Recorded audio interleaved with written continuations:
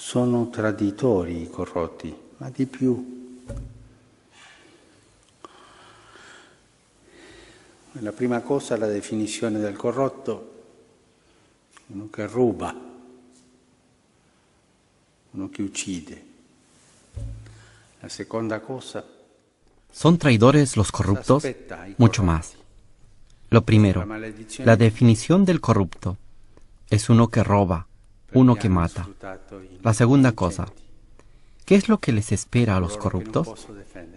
Esta es la maldición de Dios, porque han explotado a los inocentes, a aquellos que no pueden defenderse a sí mismos, y lo han hecho con guantes blancos, desde lejos, sin ensuciarse las manos.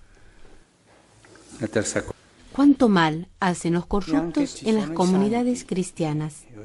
Que el Señor nos libre de caer en este camino de la corrupción. En los periódicos leemos muchas veces, fue llevado al tribunal aquel político que se ha enriquecido mágicamente. Estuvo en el tribunal, fue llevado a la corte aquel jefe de empresa que mágicamente se ha enriquecido, es decir, por la explotación de sus trabajadores. Se habla demasiado de un prelado que se ha enriquecido mucho y ha dejado su deber pastoral para cuidar su poder. Así, los corruptos políticos, los corruptos de los negocios y los corruptos eclesiásticos están por todas partes. Y tenemos que decir la verdad. La corrupción es precisamente el pecado más a la mano que tiene aquella persona con autoridad sobre las demás, sea económica, sea política, sea eclesiástica. Todos somos tentados a la corrupción. Es un pecado muy a la mano. Porque cuando uno tiene autoridad, se siente poderoso, se siente casi Dios. Y por esto decía Jesús, vean cómo los jefes de las naciones tiranizan al pueblo, cómo sus príncipes los oprimen. La corrupción es una tentación de cada día. Yo entiendo que un político, un empresario, un prelado puede caer en este pecado y después debe arrepentirse. Pero la pregunta que me hago es esta. ¿Quién paga la corrupción? La corrupción la paga el que te lleva a la tangente. No, este hace de intermediario. La corruzione la paga il povero.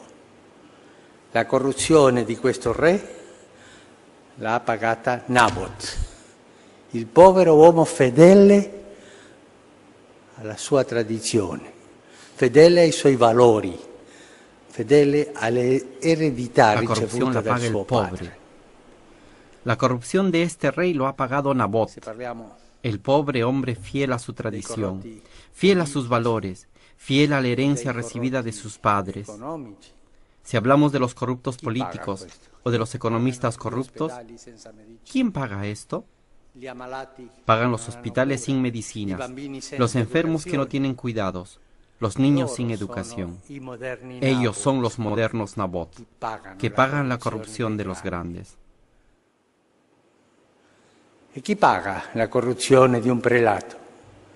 Y la pagan los bambini. ¿Y quién paga la corrupción de un prelado? La pagan los niños que no saben hacerse el signo de la cruz, que no saben la catequesis, que no son cuidados. La pagan los enfermos que no son visitados. La pagan los encarcelados que no tienen atención espiritual. Los pobres pagan. La corruzione viene pagata dai poveri. La corrupción la pagan los pobres materiales, los pobres espirituales.